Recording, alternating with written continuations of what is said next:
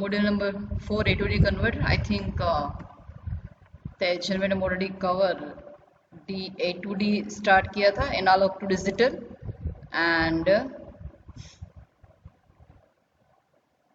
yes, in analog to digital madam cover like sampling, quantization, वो सब हो गया, आई थिंक हो गया है ना, sampling, quantization. Hello,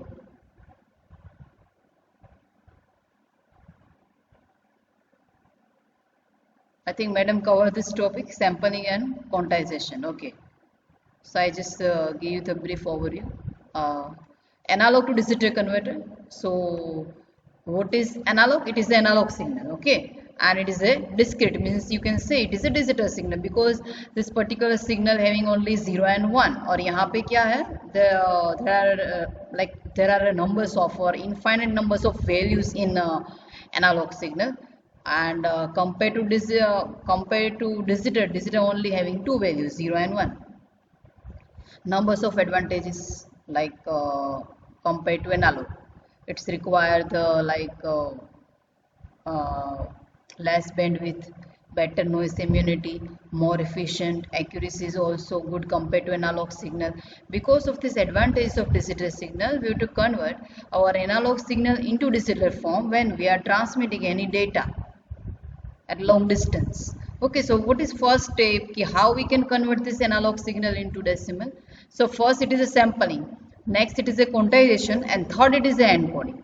Sampling means you have to simply sample your signal. Sample का meaning क्या है? You have to simply like partition, means you have to divide your signal into numbers of scales और numbers of division और numbers of partition. Like यहाँ पे देखिए मैंने signal को नंबर्स ऑफ पोर्शन में डिवाइड किया हुआ, it is called as a sample.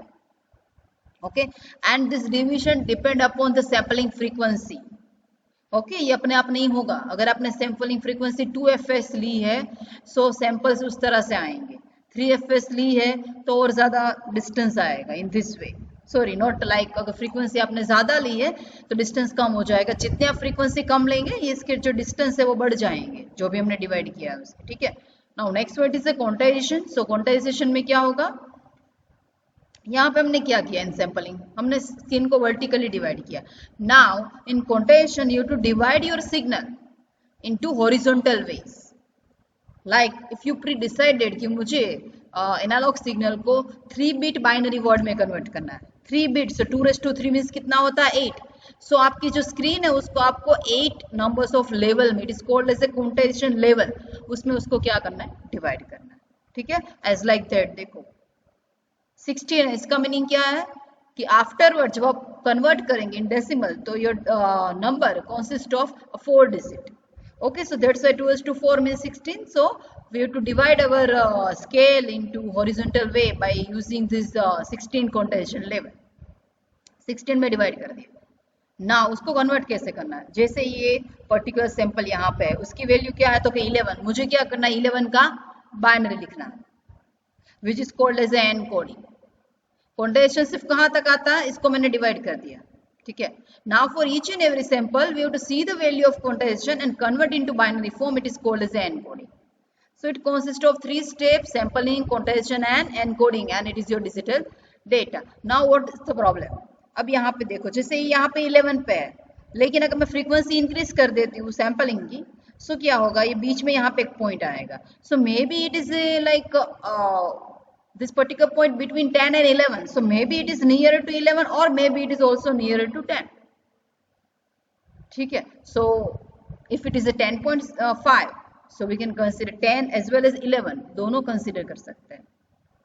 By chance अगर मैंने 10 किया और वो सही है, then it's okay. लेकिन अगर मैं 11 कंसिडर करती हूँ और मेरा सिग्नल एक्चुअल में किससे ज्यादा नियरर होगा, 10 से ज्यादा नियरर होगा, तो क्या होगा, generate some problem or error. It is called as a quantization error. उसको क्या बोलेंगे, quantization error. ओके, जो मैंने आपको बताया वही है. जैसे 7 लेवल में मुझे स्क्रीन को डिवाइड करना है तो मैं इस तरह से डिवाइड कर सकती हूँ. ठीक है, 7 लेवल लेने हैं और 10 अगर वैल्यू है तो सबको 1.25 के ड्यूरेशन में मैंने क्या किया, स्केल को डिवाइड कर दिया. आप अपने हिसाब से स्केल को स्केल की जो वैल्यू है वो कुछ भी ले सकते हैं, बट मेक श्योर के लेवल कैसे होने चाहिए। अगर 4 बिट थ्रू रिप्रेजेंट करना है डिजिटल को तो 16 लेवल होने चाहिए। फिर आप 16 को किस तरह से डिवाइड कर रहे हैं वो आपके बेसिस पर है, ठीक है। So how many possible state, जैसे आपको बताया 2n मीन्स टोटल कितने स्टेट होंगे, like in quantization 8 and quantization analog quantization size, so it is a v maximum divided by v minimum. So in this way you can consider कि 0 minus 15 divide by total हमने level कितने लिए हुए हैं, यहाँ पे state कितने हुए 15, तो मेरा क्या होगा क्वांटाइजेशन साइज होगा। एनकोडिंग जो मैंने आपको बताया सेम जो भी वैल्यू मिल रही है उसका मुझे क्या करना है, बाइंड है। Okay, now next one is sample and hold circuit. Okay, what is sample and hold? So sample and hold circuit samples the value of input signal in response to sampling command and hold it at output until arrival of the next command. अब देखिए मेरे पास बहुत सारे samples है, जैसे यहाँ पे हमने दिखे थे सैंपल्स, ये सारे क्या है सैंपल्स, ये 1 by 1 जाएंगे, साथ में नहीं जाएंगे, ठीक है। तो एक गया, वो वहाँ पर पहुँचा, प्रोसेस हुआ, तब तक यहाँ पे क्या करना है, वेट करना है। ऐसा नहीं कि सबको एक साथ सेंड कर देना, अदरवाइज क्या होगा, सैंपल्स एक दूसरे में मिक्स हो जाएंगे और अब जब आप उसको वापस रिकवर करेंगे कि digital to analog, so exact input जैसा आपको नहीं मिलेगा क्योंकि आपका सम डेटा लॉस हो जाएगा। सो इस सैंपल को आपको 1 by 1 सेंड करना है। So that's why sample and hold is required, कि सैंपल करना है, सेंड करना है और उसको थोड़ा टाइम के लिए होल्ड कर देना है during the whole sampling period. एक पर्टिकुलर सैंपल पीरियड में एक ही सैंपल जाएगा, ओके, नेक्स्ट पीरियड में नेक्स्ट जाएगा, तब तक वो फर्स्ट वाला क्या रहेगा, होल्ड रहेगा, ठीक है। फिर सेकंड जाएगा, ठीक है, उसका जो सैंपलिंग टाइम है वो कंप्लीट नहीं हो जाता, तब तक वो सैंपल की जो भी वैल्यू है वो क्या रहेगी, होल्ड रहेगी। So it is called as sample and hold. जैसे आपको यहाँ पे दिया है मेरा सिग्नल है, मैंने इसको क्या कर दिया, नंबर्स ऑफ पोर्शन में डिवाइड किया, तो ये एक सैंपल होगा, वो ट्रांसमिट होगा, लेकिन वो क्या करेगा, यहाँ पे सैंपल वो ट्रांसमिट हुआ लेकिन वो होल्ड करेगा। सो it is sample and hold, otherwise क्या होगा, मिक्स हो जाएंगे। सो ये सैंपल हुआ, फिर यहाँ पे क्या होगा, थोड़ा होल्ड होगा, वापस दूसरा सैंपल होल्ड होगा। So it is called as sample and hold signal, ठीक है। Sample and hold circuit uses two basic component analog switch and capacitor. Why we are using this switch and capacitor, all these things? So if we are like simply giving our analog input and 1 by 1 वो क्या हो रहा है, sample हो रहा है, तो जैसे ही एक सैंपल आया स्विच क्या हो जाएगी, क्लोज हो जाएगी। आफ्टर दैट सैंपल की जो भी वैल्यू हो कैपेसिटर में क्या होगी, स्टोरेज होगी, ठीक है, और वो कहाँ पे जाएगा, एनालॉग आउटपुट, ओके। अब नेक्स्ट क्या होगा, वापस स्विच क्या हो जाएगी, ओपन हो जाएगी, लेकिन कैपेसिटर उस पर्टिकुलर टाइम के लिए सैंपल की जो भी वैल्यू थी उसको वो क्या करेगा, होल्ड करेगा। अगेन स्विच क्लोज होगी, नेक्स्ट सैंपल आएगा, वो यहाँ पे क्या होगा, होल्ड होगा, सेम वो आउटपुट में भी रिफ्लेक्ट होगा। नेक्स्ट सैंपल आएगा, तब तक कि उसको क्या करेगा, होल्ड करके रखेगा उसकी वैल्यू के। बाई चांस अगर इसकी वैल्यू 0 हो जाती है तो सैंपल डायरेक्टली नीचे आ जाए, ठीक है, वो नहीं होना चाहिए, उसको क्या करना है, होल्ड करना है। So that's why we are using this switch as well as capacitor. The circuit tracks the analogue signal until the sampled command calls the digital switch to isolate the capacitor from the signal and capacitor hold this analog voltage during A to D conversion. Okay, capacitor क्या करेगा, उस value को hold रखेगा which normally we are given at a analog output. Now next one, it is a basic sample and hold circuit. Okay, so same है, simply यहाँ पे दो like follower use किए, वोल्टेज फॉलोवर, वोल्टेज वो simply क्या करते हैं, follows करते हैं, वो क्यों यूज़ हुआ है वो भी आगे आएगा। Otherwise this particular this 2 is also work as a switch. Even यहाँ पे जो आपको दिया है it is nothing but JFET है, it is a junction field effect transistor, okay, and this JFET is used as switch. इसका meaning हमने यहाँ पे जो स्विच ली थी वो स्विच अब मैन्युअली नहीं आएगी, स्विच क्या होगी, ऑटोमेटिक हो जाएगी JFET। और ये कैपेसिटर था वही है, लेकिन इनपुट एंड आउटपुट में हमने वोल्टेज फॉलोवर के यूज़ किए हैं, ठीक है। So during the sampling time JFET it is turn on and holding capacitor charge up to the level of the analog input voltage, okay. JFET जैसे ही क्या होगा, ऑन होगा, ठीक है, स्विच क्लोज हो जाएगी, कैपेसिटर क्या करेगा, उसकी जो भी सैम्पल्ड वैल्यू है तब तक वो उसको चार्ज करेगा, okay. At the end of the sampling period JFET क्या हो जाएगी, ऑफ हो जाएगी, okay and this isolate the holding capacity from the input signal. Again आपका जो भी CH में जो भी वैल्यू थी वो धीरे धीरे क्या हो जाएगी, डिस्चार्ज हो जाएगी, कनेक्शन लूज हो चुका है, दैट्स वाई। नेक्स्ट सैंपल आएगा, during next sampling period again capacitor क्या होगा, चार्ज होगा, उसकी वैल्यू को थोड़ा टाइम के लिए होल्ड रखेगा और same thing will be reflected at the output voltage. As a result, the voltage across capacitor CH and hence the output voltage will remain a constant at the value of input voltage at the end of the sampling time. At the start of this time and end of the time वो value क्या रहेगी, same रहेगी sampling की, मतलब sampled की। However, there will be a small drop off resistor voltage during hold period. जब वो उसको होल्ड करेगा, ठीक है, so because of some noise थोड़ा बहुत करंट क्या होगा, लीकेज होगा। And to avoid this input and output buffer circuit are used. वो नॉर्मली क्या करता है, आउटपुट बफर उस पर्टिकुलर वैल्यू जो कैपेसिटर में पहले थी उसको वो थोड़े टाइम के लिए क्या करता है, बफर मतलब स्टोर करके रखेगा। दैट्स वाई अगर कैपेसिटर में आफ्टर सम टाइम अगर लीकेज भी हुआ दैट्स ओके, क्योंकि वो कहाँ पे स्टोर है, फॉलोवर में, वोल्टेज फॉलोवर में, okay, at the input side as well as output side. That's why we are using this two. Okay, advantage क्या है सैंपल एंड होल्ड सर्किट के? The primary use of sample and hold circuit is to hold a sampled analog voltage constant during conversion time of A to D converter. In case of multi-channel, synchronization can be achieved by a sampling signal from all the channels. In case of multi-channel ADC, synchronization can be achieved by sampling signal from all channel at the same time. क्योंकि अगर numbers of अगर आपने channel ली है तो particular sampling period में numbers of sampling period samples क्या होंगे, जैसे 4 चैनल्स है, ठीक है, at a particular sampling period चारों चैनल्स में जो भी सैंपल्स एट ए टाइम क्या होंगे, मल्टीप्लाई होंगे और होल्ड होंगे। So that's why we are using this and it reduce also the like cross talk in multiplex, क्योंकि मल्टीप्लेक्सर में क्या अलाउड है, एट ए टाइम एक ही सिग्नल है पास होगा। मल्टीप्लेक्सर का मीनिंग ऐसा नहीं कि वो मल्टीप्लेक्स हो रहा है, क्या हो रहा है, depend upon selection line particular input signal pass in your multiplex circuit and reach at the output. So may B अगर दो सिंपल मल्टीप्लाई हो जाते हैं या फिर क्रॉस हो जाते हैं, सो क्या होगा, आपका पूरा जो मल्टीप्लेक्सर का जो कॉन्सेप्ट वो डिस्टर्ब हो जाएगा। तो that's why holding it is A important कि जब तक फर्स्ट सिग्नल पास हो जाता है तब तक नेक्स्ट सिग्नल को मतलब नेक्स्ट सिग्नल को क्या करके रखना है, होल्ड करके रखना है। That's Y. और नेक्स्ट सिग्नल कब तक होल्ड होगा, जब तक हम फर्स्ट को होल्ड रखेंगे तब तक नेक्स्ट एंटर नहीं हो पाएगा। That's why. नेक्स्ट वन है application of sample and hold.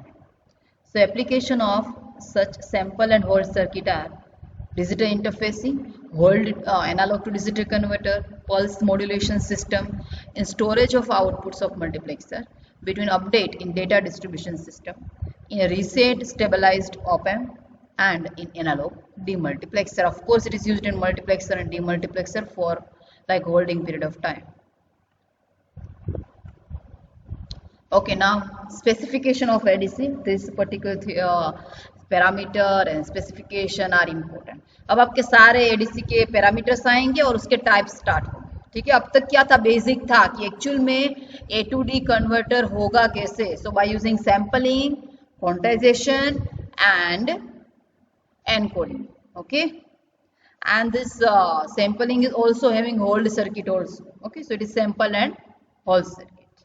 Okay, now performance parameter. तो first of all here just one chart is given, analogue input and digital output. यहाँ पे देखिए एनालॉग इनपुट वैसे कितना है, 8 तक है, बट वी टू डिवाइड और इट इज कॉल्ड सैंपलिंग, उसको नंबर्स ऑफ पोर्शन में डिवाइड किया है। That's Y 1/8, 2/8, 3/8, 4/8, 5/8, 6/8 and 7/8। And same यहाँ पे अगर 0 है यहाँ पे तो 0, जैसे ये 1 है तो यहाँ पे 1 का बाइनरी लिखा है, ये 2 है तो 2 का बाइनरी, 3, 4, 5 अप टू 7 तक का बाइनरी लिखा हुआ है। सो इट इज हॉरिजॉन्टल लाइन आपको क्या रिप्रेजेंट कर रहा है, इट इज क्वांटाइजेशन वैल्यूज, ठीक है, कि 2 अगर आ रहा है तो उसका बाइनरी वो डायरेक्टली आपको दे दिया। दैट्स वाई आगे हमने जो किया था उसमें ये स्केल ही आपको दी थी, you to like convert this 2 into binary form, ठीक है। सो 1/8, 2/8, यहाँ पे एक सिंपली लीनियर स्केल लिया हुआ ताकि आपको अच्छी तरह से एक्सप्लेन हो। अगर साइन वेव भी अगर यहाँ पे दे रहे हैं तो अगर यहाँ पे कोई भी सैंपल है और ये पर्टिकुलर 3 को बिलोंग कर रहा है, then we have to convert this 3 into binary. अभी यहाँ पे एक लीनियर वेव फॉर्म ही दिया है फॉर लाइक इजी सिंप्लीफिकेशन के लिए, ठीक है। Okay, now resolution. I think हमने this particular resolution is also covered in D2A, but वहाँ पे डिफरेंट था।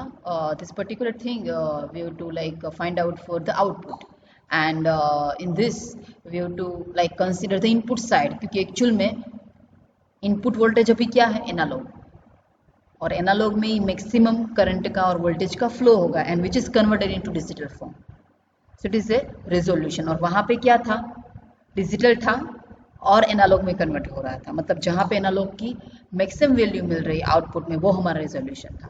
तो resolution is also defined as ratio of change in the input voltage, वहाँ पे उल्टा था, change in the output voltage needed to change the digital output by 1 LSB। क्या बोला आपको, define as ratio of change in the value of VI। VI में आपको कितना चेंज करना है, कि ratio of change in the value of VI needed, जितना change required in your digital output change by 1 LSB. If the full scale input voltage required to cause the digital output of all 1, of course full scale का meaning क्या है, 7 दूंगी तो मुझे यहाँ भी full scale मिलेगा 1 1 1 1.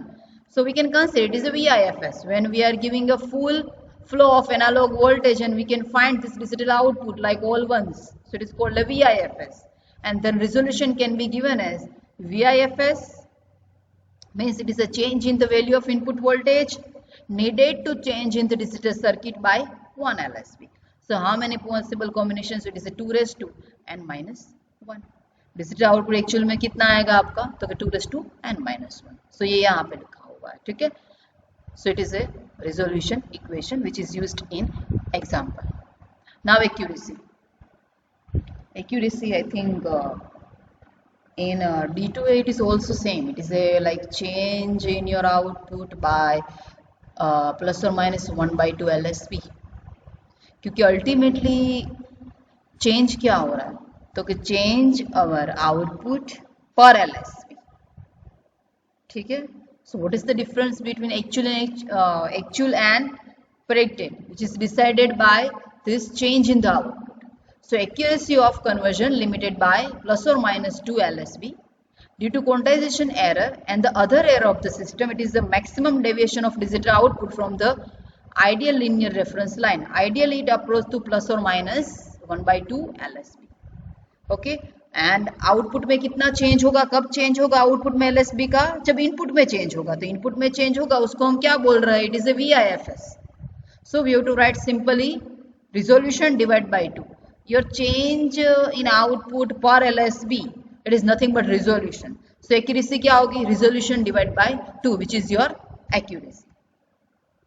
Gain, so of course like gain of the ADC, it is a voltage output divided by voltage input. Gain क्या होता है normally, कि output क्या आया जब मैंने input ये दिया था, it is your gain at the linearity reference line. It usually be zeroed out. इसका मैंने क्या, it can usually be zeroed out अगर आपका लाइक डेसिमल आप लॉग वैल्यू यूज कर रहे हैं, ठीक है। सो नॉर्मली इसकी वैल्यू आपको क्या मिल सकती है, मोस्ट प्रोबेबली जीरो। हर टाइम इसकी वैल्यू लाइक जीरो नहीं होगी। जैसे यहाँ पे अगर आप गेन कंसिडर कर रहे हैं, सो नॉर्मली अगर मैं आउटपुट में सारे 0 0 लेती हूँ, ठीक है, और यहाँ पे कोई भी एक वैल्यू लेती हूँ, तो उसका गेन हम परफेक्टली फाइंड नहीं कर पाएंगे। दैट्स वाई आपको गेन किस तरह का मिलना चाहिए, आपको मतलब कुछ वैल्यू मिलनी चाहिए, वो जीरो नहीं होना चाहिए, अदरवाइज इसका कोई मीनिंग ही नहीं है, क्योंकि गेन के बेस पे ही आप आगे के जो पैरामीटर्स है वो फाइंड कर सकते हैं। तो गेन में जीरो नहीं आना चाहिए, मतलब it can be usually be zeroed out. Drift का मीनिंग क्या है, कि drift mean change in the circuit parameter with time. Okay, drift का मीनिंग क्या है, जितने भी सर्किट पैरामीटर्स है वो टाइम के रिस्पेक्ट में जितना चेंज हो, it is called as a like means drift. And drift error, it is up to plus or minus LSB. Of course वो क्या है, accuracy will cause the maximum error of 1 LSB between first and last transition. Of course when we refer this first and last transition, so numbers of parameters are changing between this first transition and last transition, so it is called as a drifting. Very low drift is quite difficult to achieve the increased cost of device. Okay, is the best commercial value available. Very draw lift is quite difficult to achieve the and increase the cost of device. इसका meaning क्या है कि अगर आप इसकी value बहुत कम लेते हैं, मतलब चेंज बहुत कम हो रहा है, तो उसका मीनिंग क्या है, आपको उतना स्कोप ही नहीं मिलेगा कि फुल वोल्टेज वो फ्लो हो। अगर आप ये जो चेंजिंग हो रहा है उसको चेंज नहीं होने दे, तो आपको जो भी वोल्टेज मैक्सिमम फ्लो होना चाहिए वो फ्लो भी नहीं होगा। सो पैरामीटर का चेंज होना विथ रिस्पेक्ट टू टाइम वो भी important. Speed, it can be defined in two ways, either the time necessary to do some conversion or time between successive conversion at the highest rate possible. Speed का meaning क्या है कि simply conversion like A to D convert करना है, how much time is required, the speed is depend on this criteria, and next depend upon the setting time of component and the speed of the logic.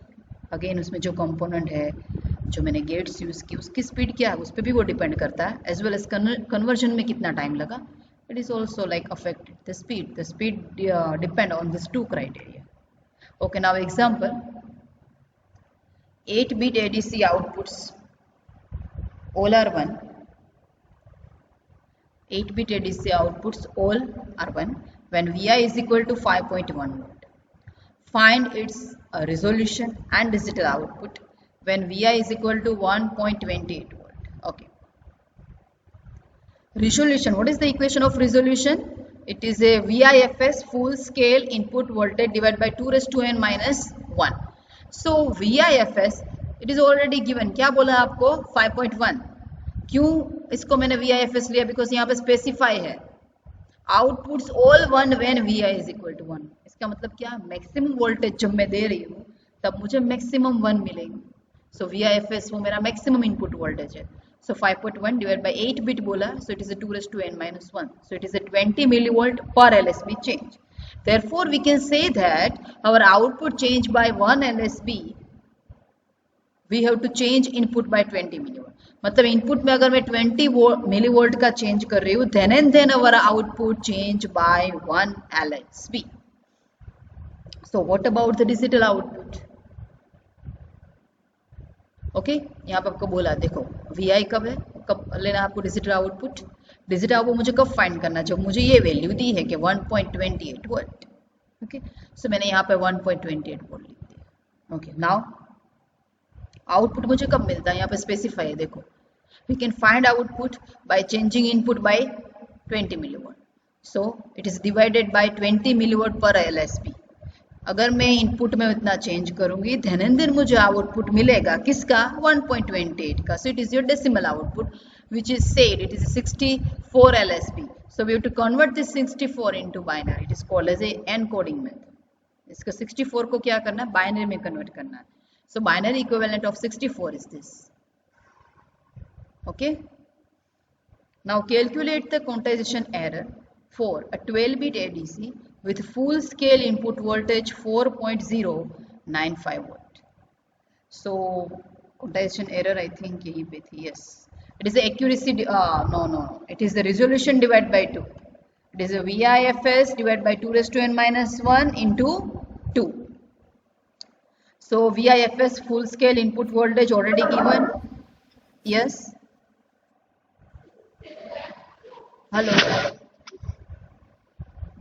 hello, any doubt? Okay, full scale voltage it is a 4.095. Okay, and what about n? It is a 12-bit ADC. So we have to write just 2 raised to 12 minus 1 into 2. So we can find 0.5 millivolt, which is your quantization error.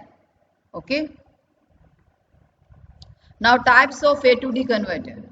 Analog to digital converter are normally classified into, अब actual में इसके type start हो रहे हैं A to D converter के. There is I think 4 और 5 types. Okay, anyone may be ask in GTU. ओके, so दोनों के टाइप्स से वो important as well as this parameters may be ask in definition point of view. Types of A to D converter. So it is classified into 2 general groups based on conversion techniques. One technique involves comparing analog signal with internally generated reference voltage and this group includes successive approximation and flash type converter. Okay दोनों methods आप कर सकते हैं and like by using two technique we can perform the numbers of A to D converter. वो technique यहाँ पे first दोनों दी है कि इफ वन टेक्निक क्या involving the comparison between analogue signal with internally generated reference voltage and second method क्या है changing the analogue signal into time और frequency and compare this new parameter against the value. Changing the analogue signal into time and frequency, okay, and compare this new parameter against known value, and this group include integrated converter and voltage to frequency converter. okay, ये last में आएंगे. अभी आपके actual में इस method पे depend जो भी लाइक टाइप्स है वो आएंगे कि we have to compare the analogue signal with internally generated reference voltage. If it's okay as a comparison point of view, then we can find the like binary value. Otherwise again we have to like give this the reference input voltage as a feedback. Dual scope ADC converter. First ये कैसा work करता है वो आपको मैं बता देती हूँ. ठीक है,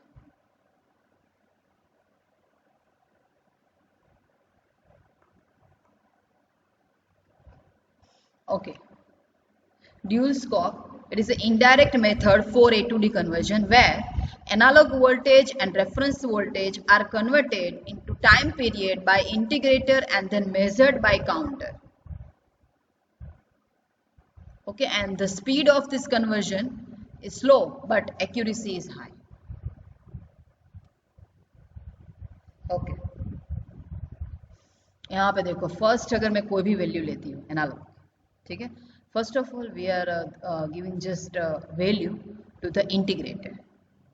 Okay, after performing the integration we are just sending to like a comparator. ठीक है, एंड कंपैरेटर की यहाँ पे एक वैल्यू दी है और यहाँ पे क्या किया है ग्राउंड किया.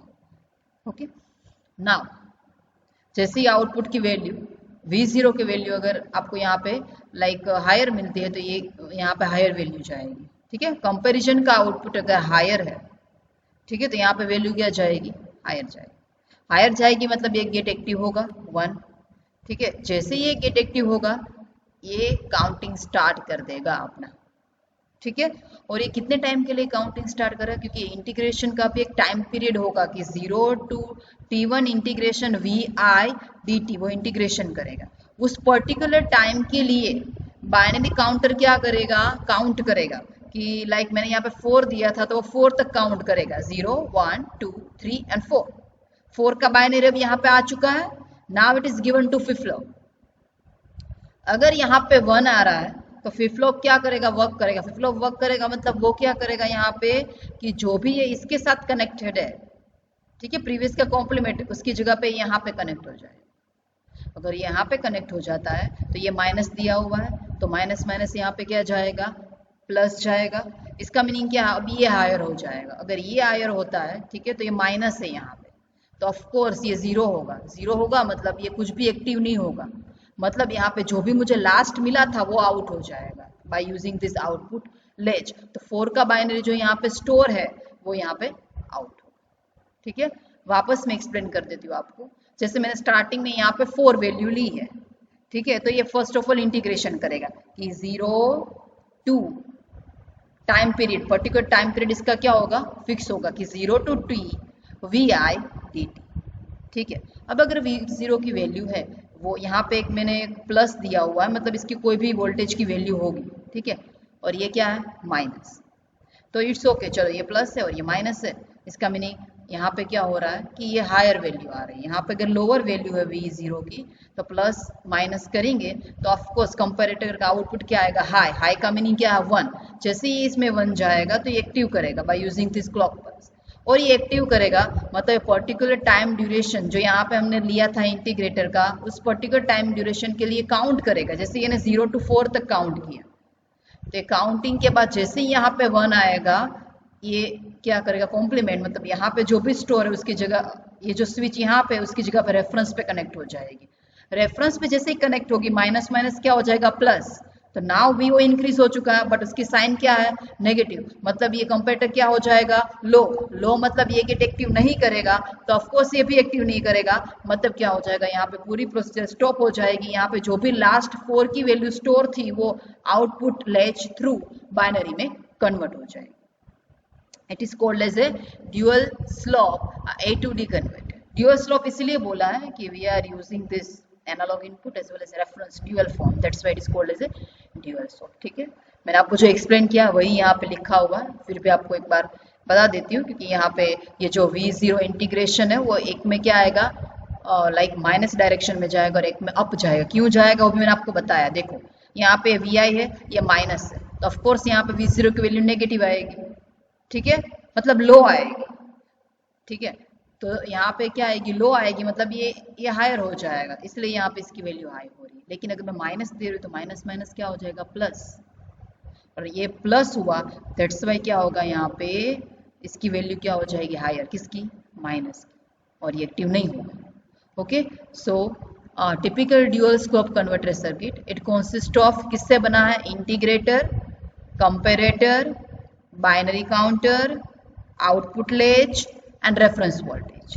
तो ramp generator input is switched between, ramp generator है वो दोनों के बीच में क्या है, यहाँ पे स्विच ओवर हो रहा है, like Vi and V reference के बीच में। ठीक है, analog voltage, sorry analog switch is controlled by MSB of counter, इससे वो कंट्रोल होगी, मैंने आपको बताया ना, जैसे यहाँ पे ये 1 जाएगा, ये स्विच कहाँ पे आ जाएगी, यहाँ पे। So it is controlled by MSB of counter. When MSB it is a logic 0, voltage being measured is connected to the input. जैसे ही अगर यहाँ पे स्टार्टिंग में 0 है तो नो चेंज, मतलब इसके साथ ही कनेक्ट होगा। ठीक है, जैसे ही 1 मिलेगा यहाँ पे काउंटिंग हो जाएगा, एक्चुअल में यहाँ पे कनेक्ट हो जाएगा। तो एक्चुअल में काउंटिंग कौन से टाइम पीरियड में बाहर निकलेगा, T1 में नहीं, जब वो Vi के साथ कनेक्टेड है, T2 में बाहर निकलेगा, क्योंकि T2 में इसके साथ कनेक्ट हो जाएगा, दैट्स वाई। ठीक है, analog switch is controlled by MSB of counter. When MSB is a logic 0, voltage being measured is connected to ramp generator. अगर ये सारे 0 है तो ये इसके साथ कनेक्ट होगा। जैसे ही ये लॉजिक 1 हुआ, काउंटिंग हो गया, लॉजिक 1 हुआ, तो ये किसके साथ कनेक्ट हो जाएगा, नेगेटिव रेफरेंस के साथ कनेक्ट हो जाएगा। ठीक है, at a time is equal to 0, switch is connected to Vi so that analog input voltage integration begin। Integration क्या होगा, जिसमें मैंने आपको बताया था, क्या होगा, 0 to 2 Vi dt minus 1 upon R1 C1, it is a RC time constant of integrator. ये माइनस वैल्यू मिली, अगर मैं इसका वैल्यू फाइंड करूँ कि वोल्टेज वर्सेस टाइम, V0 के लिए बात कर रहे हैं, तो इसका स्लोप माइनस में जाएगा। क्यों, क्योंकि यहाँ पे वैल्यू कौन सी है, माइनस। कौन से टाइम पीरियड के लिए, T1 के लिए। ठीक है, after completion of particular time और 2n क्लॉक पीरियड, MSB की स्विच क्या हो जाएगी, हाई। नाउ सारे काउंटिंग हो जाएंगे, तो ये 1 हो जाएगी, 1 हो जाएगी तो कॉम्प्लीमेंट होगा, मतलब ये इसके साथ कनेक्ट हो जाएगी। ठीक है, फिर क्या होगा, जैसे वो कनेक्ट होगी कि negative input voltage connected to input of integration cause the integrated output to ramp positive. Positive होगा ना, कैसे पॉजिटिव होगा, जैसे ये नेगेटिव कनेक्ट होगा, माइनस माइनस प्लस, तो यहाँ पे क्या आउटपुट क्या आएगा, एक्चुअल में प्लस आएगा, मतलब इंटीग्रेटर भी पॉजिटिव हो जाएगा। ये जैसे ही प्लस होगा, कंपैरेटर लोअर हो जाएगा और काउंटिंग नहीं करेगा, मतलब आगे का जो भी काउंटिंग था वो आउटपुट से बाहर आ जाएगा। मतलब एक्चुअल में आउटपुट से बाहर वो कब आता है, जब वो रेफरेंस लाइन के साथ कनेक्टेड है, मतलब during the T2 time period, जहाँ पे स्लोप क्या होगा, पॉजिटिव होगा। क्यों पॉजिटिव होगा, मैंने आपको बताया, माइनस माइनस क्या होगा, प्लस। तो एक्चुअल में आउटपुट की वैल्यू क्या होगी, प्लस Vi R1 C1, कब होगी, during T2 time period. Okay, so integrator output ramp down to V and back to 0। इसका मीनिंग क्या है, इसका जो आउटपुट है इंटीग्रेटर का वो डाउन जाता है up to V and again back to 0। Okay, so इसका मीनिंग क्या है कि टाइम पीरियड कुछ भी हो, बट उसका जो चार्ज वोल्टेज है is equal to the discharge voltage, we can write। किसका चार्ज वोल्टेज, डिस्चार्जिंग वोल्टेज की बात करें, इंटीग्रेटर का, क्योंकि यहाँ पे कैपेसिटर प्रेजेंट है, दैट्स वाई। तो charging voltage is equal to क्या होगा, डिस्चार्जिंग वोल्टेज होगा। जितना चार्ज होने में टाइम लगेगा उतना वो डिस्चार्ज होने में टाइम लगाएगा। ठीक है, तो दोनों क्या हो जाएंगे, सेम। तो T2 की वैल्यू क्या आएगी, Vi Ty divide by Vi। Above equation show that T2 is directly proportional to Vi। Since V2 and T1 ये दोनों कांस्टेंट है, T1 एंड VR भी रेफरेंस मतलब वो भी कांस्टेंट है, T1 क्या है वो भी कांस्टेंट है. So binarily digital output of counter gives the corresponding digital value for time period of T2. T2 को यहाँ पे क्यों प्रायोरिटी दी है कि ड्यूरिंग T2 ही आउटपुट बाहर आएगा and hence it is also directly proportional to Vi. इसलिए वो किसके साथ डायरेक्टली प्रोपोर्शनल टू है, T2 के साथ है. क्यों? क्योंकि after time period T2 again counter क्या हो जाएगा, रीसेट, और अगेन स्विच किसके साथ कनेक्ट हो जाएगी, Vi के साथ. अगेन काउंटिंग होगा, अगेन काउंटिंग हुआ, MSB अगर 1 हो चुका है सो 1 कहाँ पे जाएगा, आगे जाएगा, और नेक्स्ट आपकी जो स्विच है वो किसके साथ कनेक्ट हो जाएगी, V रेफरेंस के साथ कनेक्ट हो जाएगी. ठीक है. So ultimately relation between T2 and Vi, so T2 proportional to Vi, क्योंकि ultimately T2 time period is important, क्योंकि वहीं पे आप एक्चुअल में काउंट बाहर निकल रहा है, नॉट काउंटिंग हो रहा है, but actual conversion of like V into digital count occurs during T2. Actual conversion V इन का कब बाहर निकल रहा है, तो ड्यूरिंग T2, भले वो हो रहा है T1 में, बट बाहर कब निकलेगा, ड्यूरिंग टाइम पीरियड T2. तो that's why Vi and T2 के बीच में रिलेशन इंपॉर्टेंट है. तो control circuit connect the clock to the counter at the beginning of T2 and the clock is disconnected at the end of T2. Thus the counter contained its digital output. Okay, so digital output is equal to क्या होगा, actual में digital output क्या होता है, तो कि T2 time period और कितना काउंट किया divide by second. Okay, so T2 की तो ऑलरेडी इक्वेशन हमारे पास है, T1 divide by Vi divide by VR. Okay, counter output can then be connected to appropriate digital display. इसका जो भी आउटपुट है उसको बाइनरी डिस्प्ले के साथ मैं कनेक्ट कर दूंगी, तो एक्चुअल में जो मैंने Vi दिया था 4, उसका बाइनरी आउटपुट बाहर क्या होगा, डिस्प्ले होगा. Okay, now advantage of dual clock, highly accurate है बट उसकी जो कॉस्ट है, एक्यूरेसी हायर है, स्पीड लो है, एज वेल एज उसकी जो कॉस्ट है वो भी लो है. It is immune to temperature curved variation in R1 and C1.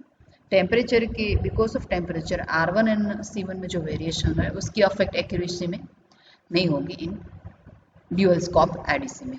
Only disadvantage of this ADC its speed is लो. इसकी स्पीड क्या होगी, लो. क्यों लो होगी कि फर्स्ट तो Vi के साथ कनेक्ट होगा, काउंटिंग करेगा, फिर वापस क्या होगा, रेफरेंस के साथ कनेक्ट होगा, फिर क्या होगा, जैसे यहाँ पे लो गया कंपरेटर, एंड गेट एक्टिवेट नहीं होगा, मतलब काउंटर भी एक्टिवेट नहीं होगा, फिर वो बाहर निकलेगा आउटपुट. ठीक है, so speed is low. It is a like one like disadvantage of this dual scope, otherwise all are the advantages. Okay, इसके 2 एग्जांपल्स हैं, वो भी इजी है. देखो, for a particular dual scope ADC T1 आपको दे दिया, फर्स्ट ऑफ ऑल क्या दिया वो लिख लेना, एंड रेफरेंस वोल्टेज क्या दिया है, 100 मिलीवोल्ट. कैलकुलेट T2 कब, जब Vi 1000 दिया है एंड Vi 200 दिया, मतलब 2 टाइम्स काउंट करना है. ठीक है, तो T2 की इक्वेशन हमने आगे भी फाइंड की. T1 क्या दिया है, दिस. Vi क्या दिया है, दिस. रेफरेंस वोल्टेज भी क्या दिया, रेफरेंस वोल्टेज तो फिक्स ही 100, so we can find. Now next Vi की वैल्यू चेंज हो चुकी है 200 मिलीवोल्ट, सो सिंपली राइट 200. 100 क्या होगा, reference voltage, it is your T2. Okay, now next find the digital output of ADC having T1 as 83.33 millisecond and VR as 100 millivolt for input voltage of 100. ठीक है, आपको T1 same दिया, reference दिया है, V इन दिया हुआ है, clock frequency दी है 12 किलोहर्ट्ज. ओके, डिजिटल आउटपुट वो हमें पता है, ऑलरेडी हमने फाइंड किया हुआ आगे. अभी डिजिटल आउटपुट की यहीं पे इक्वेशन थी, this one. Okay, count divide by second. T1 दिया है हमें, Vi भी दिया है, VR भी दिया है. No count divide by second मेरे पास नहीं है, तो वो कैसे फाइंड होगा. एक्चुअली आपको क्लॉक फ्रीक्वेंसी दी है 12 किलोहर्ट्ज पर सेकंड. ठीक है, इसका मीनिंग क्या है कि इफ यू कंसीडर किलोहर्ट्ज में दिया है clock frequency, so clock frequency it is nothing but क्या है कि हाउ मेनी काउंट्स पर second, it is your clock frequency. ठीक है, सो ऑलरेडी क्या दिया आपको, 12 kilohertz, so we have to convert into hertz, it is a 12,000 counts पर सेकंड हो गए पर क्लॉक फ्रीक्वेंसी. ठीक है, तो अब आपके पास काउंट पर सेकंड भी है क्या, तो कि 12,000. 12,000 इंटू T1 क्या दिया है 83.33, VI क्या दिया हुआ है आपको 100, VR भी क्या दिया हुआ 100, both are in millivolt, that's why 10⁻³ so we can find 1000 count. Okay, clock frequency क्या दी थी आपको 12 kilohertz, it is nothing but count पर सेकेंड। ओके, सो उसका यूज करके आपको काउंट पर सेकंड फाइंड कर लेना है। ओके, सो एक्चुअल में डिजिटल आउटपुट आपके कितने आए तो के 1000 काउंट्स। ठीक है। Okay, next one is successive approximation ADC, which we will cover in our next lecture. But अभी के लिए सिर्फ मैंने आपको एक ही मेथड करवाई है, कौन सी, ड्यूअल स्कोप। एक बार रीड कर लेना, ठीक है। एंड क्या करवाया, और स्पेसिफिकेशन, डेफिनेशन ऑफ मतलब पैरामीटर्स ऑफ एडीसी, और you can say specification of ADC. ठीक है, सैंपल एंड होल्ड करवाया, and what are the advantage and disadvantage of sample and hold. ठीक है, हमारी एक ही मेथड हुई है अभी, कौन सी, dual slope. Okay, tomorrow we will cover next और other methods. Okay, up to this point if you have any doubt so please say.